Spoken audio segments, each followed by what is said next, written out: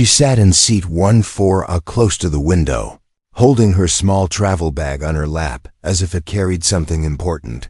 No one really noticed her when she boarded. She walked in quietly, gave a soft smile to the cabin crew, and slipped into her seat without drawing attention.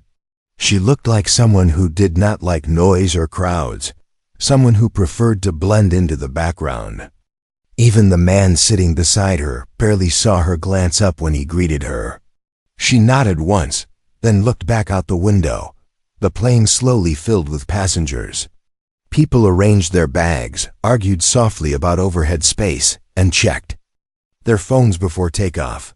The girl in 1-4A stayed still. Her fingers were pressing lightly on the bag strap, as if she was reminding herself of something, or maybe calming her thoughts. She was young, maybe early 20s, but her eyes looked older, like someone who had already seen more than she talked about. When the plane began to taxi, she took a slow breath and let it out quietly. She looked outside as the runway stretched, long and bright under the morning sun.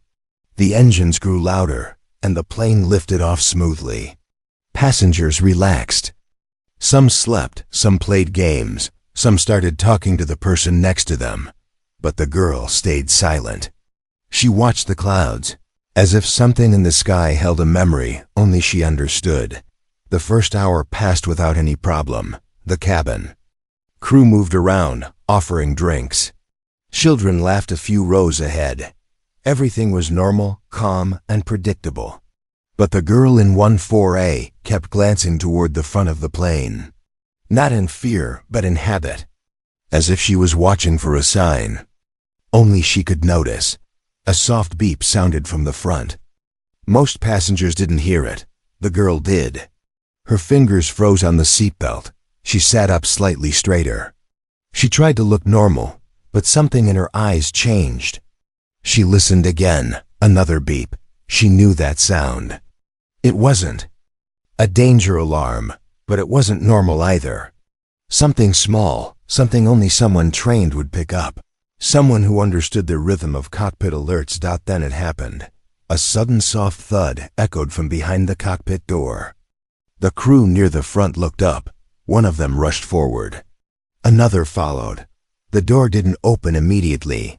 The girl in 1-4A pressed her fingertips together. She wasn't breathing normally now, though she tried to hide it. The man beside her did not notice anything, but the girl knew something was wrong. The intercom clicked on.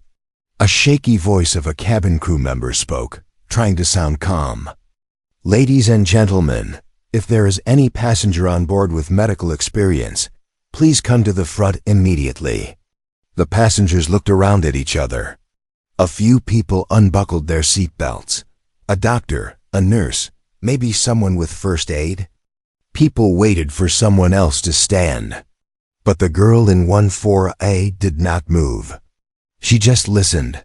Another sound came faintly, a voice through the cockpit radio. Not clear, not loud, but she heard the word no passenger ever wants to hear. Mayday. Her breath caught for a moment. She didn't panic. Her face didn't show fear. But something inside her shifted like a door opening. She looked toward the cockpit again, eyes steady, not scared, not confused, almost like she already knew what she needed to do. The cabin crew whispered urgently at the front. A passenger asked them what happened. They didn't answer.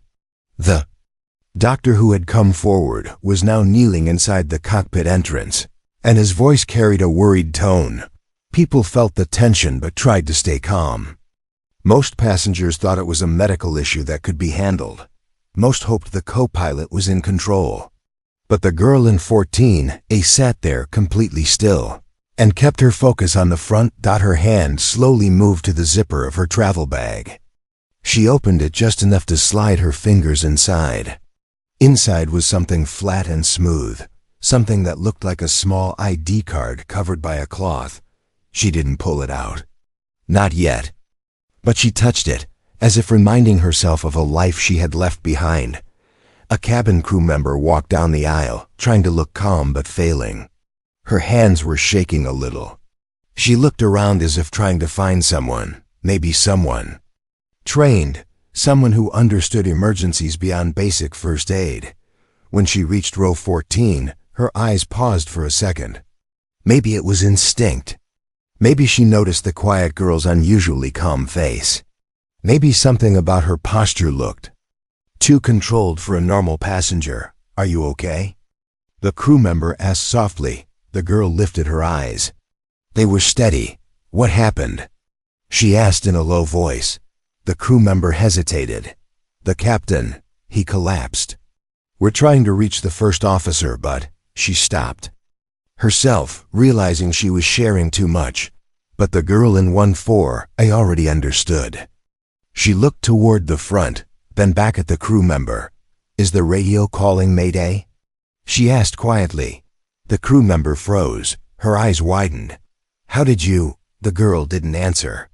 She took a slow breath, placed her hand on her bag, and whispered almost to herself, "I hoped this part of my life was over." But at WSN single quotes 2. Not today, and not at 31,000 feet. She unbuckled her belt slowly, as the tension in the plane quietly rose around her, in a way only she fully understood. "Take me to the front," she said softly, but firmly, like someone who had once sat in a very different seat than 1-4. Most passengers thought she was just going to the restroom. Nothing more. But the girl in 1-4 moved with a calm confidence that didn't match her small size or quiet nature. The crew member walked ahead of her, still unsure why she felt safer with this girl following behind. There was something in the way she walked. Steady, aware, almost like each step had a silent purpose. As she reached the front section of the plane, the soft hum of the engines suddenly felt louder, sharper, as if the aircraft itself was waiting to see what she would do. She paused, right outside the cockpit door. A doctor was still kneeling inside with worried eyes, checking the captain's pulse. A second crew member tried reaching the co-pilot through the internal call system again and again. No answer. The girl stood there quietly for a moment, listening. Not to the voices, but to something deeper, the rhythm of the aircraft itself. She knew that rhythm by heart, even though she had tried hard to forget it. The doctor stood up and shook his head slowly. The lead crew member looked scared, but tried to hide it from the other passengers. The girl finally spoke in a steady voice, low but firm. "Let me see him." The crew member blinked. "You have medical experience?" She hesitated for a second. "Not exactly," the girl replied, "but I understand what's happening." She stepped inside the cockpit doorway. Even without touching anything, she scanned the controls. One glance told her the situation was worse than the crew realized. The lights on the central panel were not flashing wildly, but some indicators showed slight irregularities, things only someone trained would notice. She knelt beside the captain. His breathing was shallow and his face was pale. She checked his wrist quickly, not for medical reasons.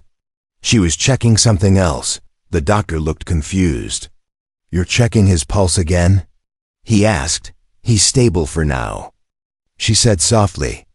"But he can't fly." The crew exchanged a look of fear. Without the captain, the co-pilot had full responsibility. But the co-pilot wasn't answering. And the radio had already said Mayday. The girl stood up slowly and looked right at the main flight controls. She didn't touch them.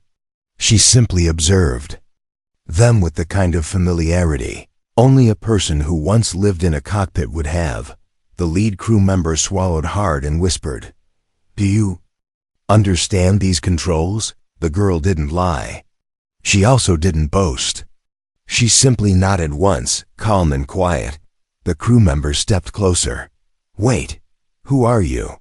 That was the question she had tried to avoid for a long time. She opened her travel bag, pulled out the flat card wrapped in cloth, and handed it to the crew member. The crew member opened the cloth with shaking hands. It was an old aviation ID. The photo was almost the same, young, calm, serious, but the uniform she wore in the picture was not a passenger uniform. It was an advanced trainee pilot card from a respected aviation academy. The date showed. She had trained years ago, but she wasn't just a trainee. A small emblem on the edge of the card belonged to a special training program, one that required high precision, sharp instincts, and the ability to handle emergency simulations. At high altitude, the crew member stared at the card. "Why didn't you tell anyone?" The girl took a slow breath. "Because I wasn't supposed to fly again," she whispered. "I stopped after something happened." The crew member looked at her with both hope and worry.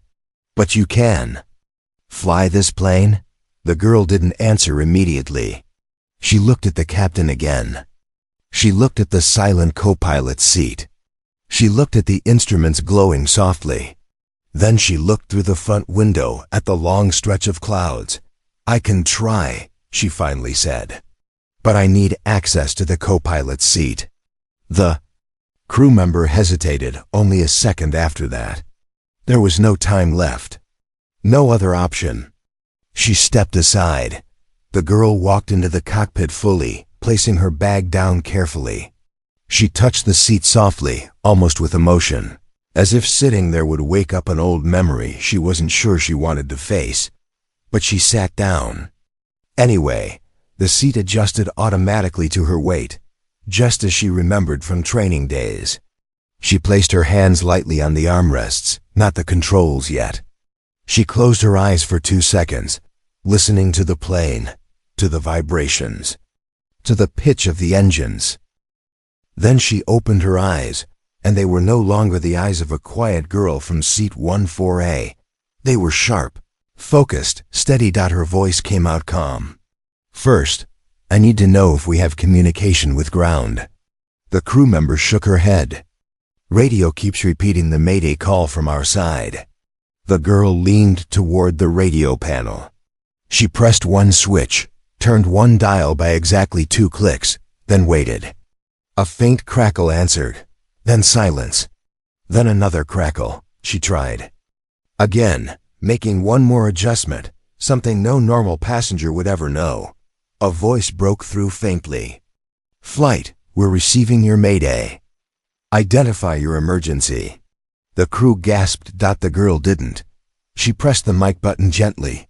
"This is acting co-pilot," she said quietly. "Our captain is down, co-pilot is unresponsive, and I am taking control." The voice on the radio sounded shocked. "Identify yourself." She looked at her old ID in the crew member's hand. "Call me the passenger in 14A, she said. Then she placed her hand slowly on the throttle, and the entire aircraft seemed to exhale with her. Asterisk. The moment her hand touched the throttle, the plane reacted as if it recognized her. A tiny vibration ran through the controls, familiar to her fingertips. It was like being greeted by an old friend she had left behind years ago. She breathed slowly, trying not to let the weight of the situation overwhelm her. She was no longer the quiet girl in 14A. She was now the only steady link between the sky and everyone on board. Behind her, the cabin crew stood completely silent. They didn't want to distract her. They didn't even dare breathe too loudly. The doctor stepped back, giving her space, watching with awe instead of doubt. It was strange how a person who had walked in quietly unnoticed was now the only one who could guide them all to safety. She scanned the instrument panel carefully. Most indicators were stable, but one display made her pause. She tapped the screen lightly, checking if it was a glitch. It wasn't. The plane wasn't losing altitude, but the navigation system was struggling to lock onto its route. That meant she couldn't rely on autopilot, even if the co-pilot had been conscious. She would have to fly manually. Her breath became calm again, steady, controlled. She had done this before in training, only in training. But training felt real enough now. The radio crackled again, and ground control's voice returned clearly. "Passenger in 14A, we need your actual name or call sign." She stared straight ahead. Her fingers tightened slightly on the control column, but she didn't answer. Not yet. A name wasn't important. Not for her. Not anymore. The crew looked at each other, but didn't push her. She pressed the mic button. "I prefer not to use my name," she said quietly. "Please guide me on frequency updates and weather ahead." The voice didn't argue. Maybe they sensed something. In her tone, a mix of quiet authority and responsibility that didn't come from panic or fear. It came from experience. Ground control gave her the updated frequency. She said it with precise movements, not wasting a second. Her eyes stayed, focused on the horizon. The clouds ahead were not thick, but she could see patches of turbulence forming. That would make the flight harder to stabilize. The crew member behind her finally dared to speak. "Are you sure you can handle this alone?" The girl didn't look back.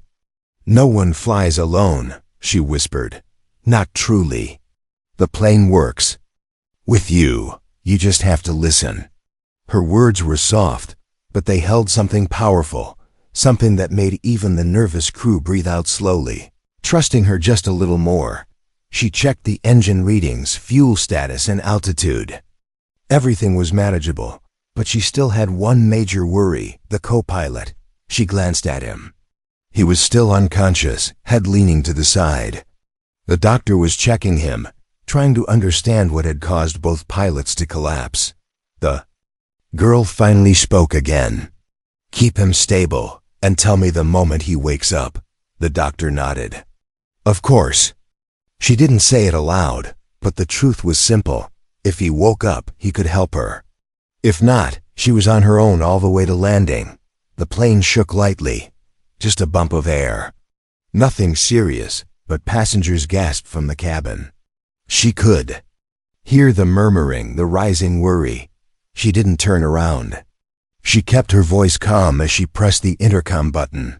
"Ladies and gentlemen, this is the passenger in 14A. She paused for a breath. "The aircraft is stable. You are safe. Please stay seated and trust the crew." Her voice wasn't loud. It wasn't booming like a normal pilot announcement. It was soft but steady, the kind of tone that made people believe her even if they didn't know who she was. Passengers calmed down. Some wiped tears, others whispered prayers.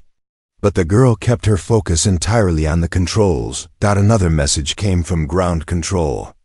"We're checking the closest available airport for an emergency landing. Stand by."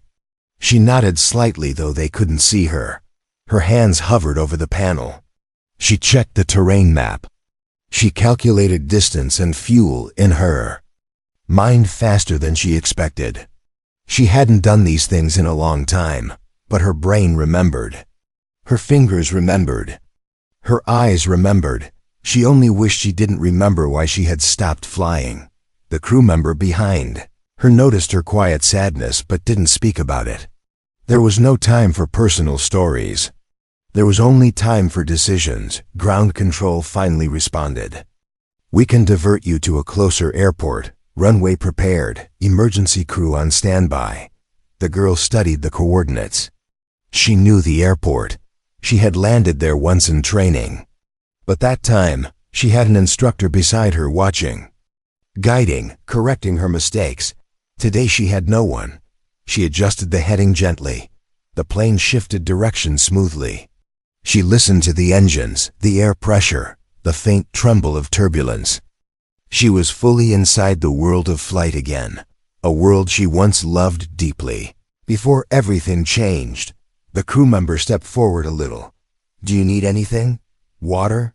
Help?" She shook her head. "Just keep the passengers calm." Another light beeped. She looked at it quickly.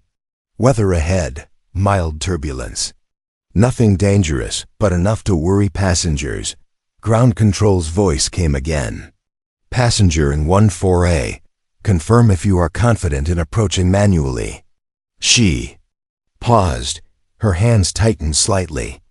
Her heart beat fast, but her mind stayed sharp. "I'll bring them home," she finally said.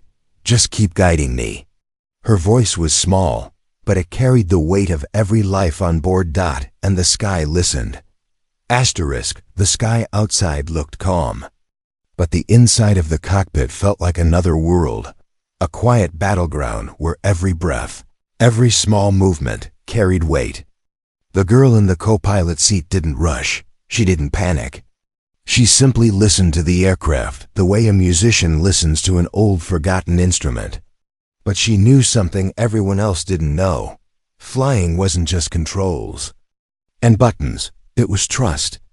And the plane was slowly giving its trust back to her. Behind her, the cabin crew whispered updates, but none of their voices entered her mind. She was fully inside the moment, inside the soft vibration of the engines and the steady rhythm of altitude. Then something unexpected happened. Soft sound came from the co-pilot side, not from the controls, but from the unconscious man himself. His breath shifted, his fingers twitched. It was small, barely visible, but she noticed instantly. "Check him again," she told the doctor quietly. The doctor rushed over. "He's showing weak movement," he said. "He might wake up, but he's not stable." That was both good news and dangerous news. If he woke up fully, he could help her.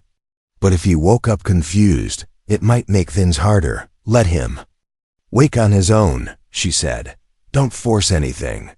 Then, without warning, the plane tilted slightly. Not much, just a gentle lean, but enough to make passengers gasp again. The crew rushed to reassure everyone, but the girl stayed calm. With one smooth movement, she corrected the tilt, her hands steady, her eyes focused on the horizon ahead.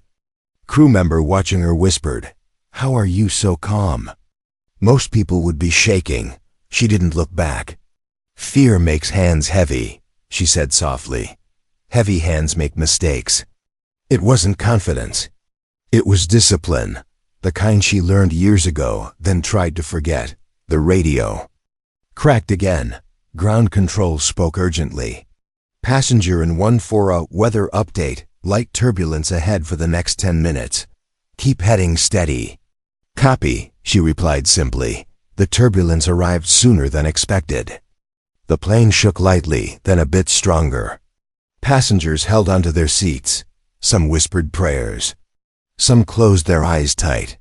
But the girl kept her breathing even, her hands guiding the aircraft with a kind of quiet grace. The crew could hardly believe what they were seeing. Someone who entered this plane like a shy passenger was now handling a commercial aircraft through turbulence as if she had never stopped flying. But inside her mind, memories she had locked away were slowly waking up. She remembered sitting in a cockpit during training, smiling as her instructor praised her steady hands. She remembered long nights of studying flight charts and weather patterns. She remembered the moment she was told she had a bright future in aviation. And then she remembered the one moment that ended everything, the moment she rarely allowed herself to think about. The reason she stopped flying. She blinked the memory away and focused again on the present. The turbulence calmed. The plane steadied. She took a long, quiet breath.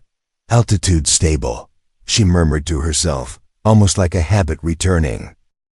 The doctor tapped her shoulder lightly. "He's opening his eyes." She turned slightly. The co-pilot's eyelids fluttered. His mouth moved as if trying to speak, but his eyes were unfocused and his hands trembled. "He can't fly," she said immediately. "He's too weak." The co-pilot tried to raise his hand toward the controls, but she gently placed her fingers on his wrist. "Save your strength," she whispered. "You'll make it worse." He blinked slowly, trying to understand who she was. He didn't recognize her, but something in her voice calmed him. He relaxed back in the seat. Ground control's voice came through again. "Passenger in 14A. We need your current distance from the diversion airport." She did a quick calculation in her mind. Even after years away from flying, her speed distance judgment was sharp. Approximately 38 minutes. She answered, "Roger, emergency teams are ready.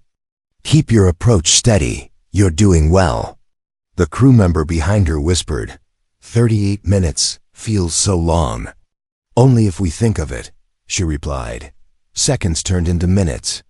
The plane drifted through the last stretch of turbulence and entered clearer air. The girl checked the map again, then checked the runway alignment. Everything depended on how she brought the plane down. The intercom beeped.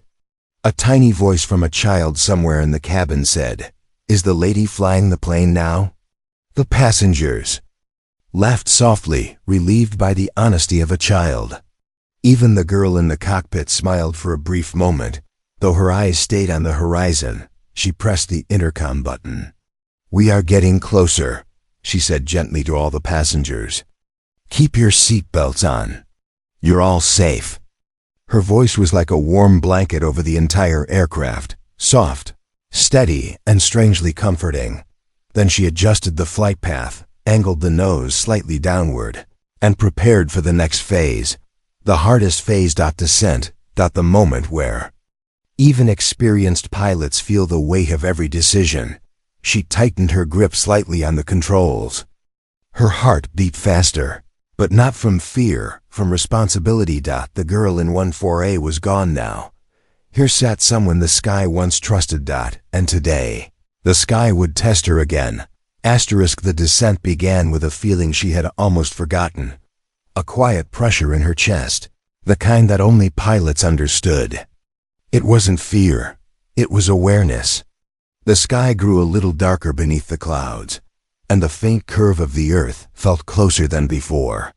The girl in the co-pilot seat shifted forward slightly, her hands relaxing and tightening in a practiced rhythm. This moment.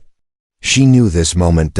It was the same moment she faced years ago during her final training simulation. The moment when the instructor leaned back and said, "Show me how you land when everything feels heavier." Today, the weight wasn't simulation. Today, hundreds of lives depended on her. The cabin behind her was silent. Even the people who usually talk during every flight were wordless now, glued to their seats. The cabin crew stayed near the front, giving her space but watching with a mixture of fear and admiration. She checked the altimeter. The numbers began to drop slowly, steadily, just how she wanted. The doctor whispered from behind her, "He's still breathing normally, but he's very weak." She nodded without turning her head. "Keep him comfortable," she said. "We're starting descent." The co-pilot, barely conscious, blinked at her again, confused. He saw her hands on the controls and tried to speak, but no words came out. He didn't need to ask who she was. The calm in her movements gave him the answer. The radio crackled. Ground control spoke clearly this time. "Passenger in 14A, your descent path is clear. Begin aligning with runway 09, winds are mild. Visibility is good." A small breath escaped her lips, not relief, but focus sharpening. She eased the nose down a little more, guiding the aircraft like it was something fragile, something alive. The engines responded with a gentle hum, adjusting to the glide path. She chose. The crew member watching her whispered, "How do you know all this?" "You move like someone who never stopped flying." For the first time, the girl answered honestly, her voice soft. "I never stopped up here." She touched her temple. "Only out here." She touched the controls gently. She didn't explain more. She didn't need to. The real reason she stopped flying was heavy, a mistake during a training landing years ago. She had flared the aircraft too late. It touched down rough. No one was injured, but the incident broke her confidence. She convinced herself she wasn't fit to fly. She left her program quietly and avoided aircraft controls ever since. Yet here she was, at 30,000 feet, being asked to trust herself again. The plane dipped slightly as she adjusted the angle. The wings responded perfectly, almost as if they were waiting for her touch. The clouds parted below, and she saw the distant city. The roads, the tiny vehicles moving like dots. And finally, the runway. It was still far, but real. A path home. The passengers didn't know what she saw, but they felt the plane shift into a smoother glide. A hopeful murmur spread through the cabin. The intercom beeped again, and she pressed the button gently. "This is the passenger in 14A, she said softly. "We are descending now. Everything is under control. Please stay calm, remain seated, and keep your seatbelts fastened." Her voice carried something different now. Quiet determination, almost warmth. Passengers who were shaking earlier now breathed easier. A little girl somewhere in the middle rows whispered, "Mama, she sounds brave." The girl at the controls heard it faintly, and for a moment, her eyes shimmered. But she didn't allow emotion to break her focus. She checked the speed. "A bit high," she whispered to herself. She reduced throttle slowly. The engine softened. The plane floated lower, smoother. Then she felt a small shift, a subtle push from the wind. Crosswind. Not dangerous, but tricky. She took a steadying breath. "Ground, we have mild crosswind."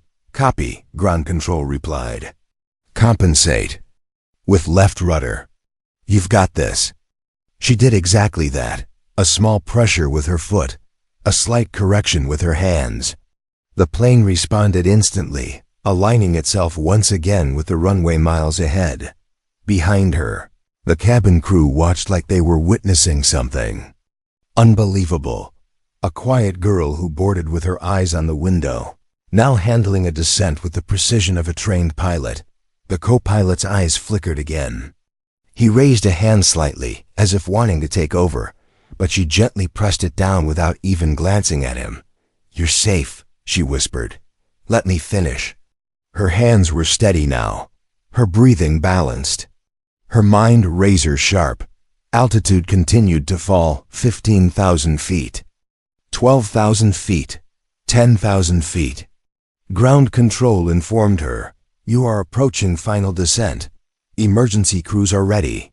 "Cabin is cleared for landing," she whispered back. "Understood." She looked at the runway again. Still far, but clear. Bright, waiting. Her heart thumped softly. Not fear, but a quiet promise she made to herself long ago, to fly again, to trust herself again. And today, fate had forced her to reclaim the part of herself she buried. The girl in 14A was gone. What remained was someone the sky once knew, and the ground was getting closer. Asterisk. The runway lights appeared like a long, shining path in the distance, but to her, they didn't look like lights at all. They looked like memories. Memories of her first landing practice. Memories of the day she walked away from flying. Memories of everything she thought she had left behind. And now, those same lights were the only guide she had. She breathed in slowly, letting the cool air of the cockpit steady her heartbeat. Outside, the clouds thinned, revealing the world below. Tiny streets, tiny cars, tiny lives moving, without knowing that a plane above them carried a girl who was learning to believe in herself again. The descent became gentler, but the pressure inside the cockpit grew. Every passenger behind her was silent, holding onto armrests, holding onto hope. Some whispered quietly, some closed their eyes. Some looked forward as if they could sense that someone unusual was flying the aircraft. In the co-pilot's seat, the girl leaned forward slightly. Her hands hovered above the controls, elegant and calm, as if she had never spent a single day away from them. But her eyes held a quiet storm. A mixture of fear, faith, and something deeper. A fight between who she had been and who she needed to be now. The radio crackled once more. "Passenger in 14A, you're cleared for final approach. Wind is steady. You are doing excellent." She nodded even though no one could see her. "Copy," she replied softly. The crew member behind her whispered, "You don't sound scared." She smiled faintly. "I am," she replied. "But being scared doesn't mean you stop." It wasn't bravery. It wasn't confidence. It was acceptance. The moment when she realized she simply had to do this. The aircraft dipped again, aligning itself perfectly with the long stretch of runway miles ahead. She adjusted the throttle slightly, reducing speed. The engine softened, humming in a calmer rhythm. Altitude dropped. 9,000 feet. 8,000 feet. 7,500. The co-pilot moved again. His eyes opened slightly, confused but aware enough to understand he was not the one flying. He looked at her hands, then at her calm expression. He tried to speak, but the words faded before reaching his lips. "It's okay," she whispered. "You just rest." His eyes softened with trust. Then he closed them again. She checked the landing gear. One switch, one confirmation. A deep mechanical sound filled the air as the wheels unfolded beneath the aircraft. The doctor and crew watched in awe. "She's really doing it," one whispered. Ground control's voice chimed again. "Altitude looks perfect. Keep your glide steady." Her fingers adjusted slightly. "Roger." 6,500 feet. 5,200 feet. Passengers felt the descent deepen. Some held their breath. Some pressed their hands against their chest. But the plane felt steady, more steady than it had all flight. The girl breathed out slowly. But then, something the sky loved to do, a change. The wind shifted, not dangerously. But suddenly, a light crosswind pushed the nose slightly left, a small sway. A subtle lean. Passengers gasped. The girl reacted instantly, her reflexes sharp from an instinct she thought she had lost long ago. Her hand corrected the angle gently, not fighting the wind, but guiding the aircraft through it. Her jaw tightened. "Stay with me," she whispered to the plane, as if speaking to an old friend. The plane obeyed. 4,00 feet. 3,000 feet. Ground control sounded tense. "Passenger in 14A, you corrected beautifully. Keep steady, you're almost there." The girl nodded again. Almost there. 2 words heavier than anything she had faced in years. She could see the runway clearly now. She could see its edges, its black surface, its guiding lines. She whispered to herself, "This is where I failed once." But then she whispered again, stronger this time, "And this is where I fix it." 2,000 feet. The engines hummed softer. The world below grew clearer. Passengers gripped their seats tighter. The crew near the cockpit looked at her like she was something rare, someone who had been invisible but was now the center of everything. 1,500 feet. She steadied her hands. Her breath slowed again. Ground control announced, "You are on perfect slope. Begin final corrections." She whispered, "Copy." 1,000 feet. The runway grew closer. It stretched like a quiet promise, a promise of survival, a promise of forgiveness, a promise of a story none of them would forget. The plane glided lower, its shadow now visible on the ground below. 800 feet. 700, 600. Passengers held their breath. Children clung to their parents. A soft whisper spread through the cabin, not fear, but faith. 500 feet. The girl leaned forward, eyes locked on the runway, hands steady. "This is it," she murmured. The aircraft in her hands was more than metal and fuel. Now, it was trust. It was responsibility. It was her chance to rise again. 300 feet. 200. 100. The runway rushed up to meet them. She took one final breath, and the sky prepared to let her go. Asterisk for one heartbeat. The world outside seemed to stop moving. The runway wasn't just a runway anymore. It looked like a long line of light stretching into her past and into her future, a reminder of who she was and who she was becoming again.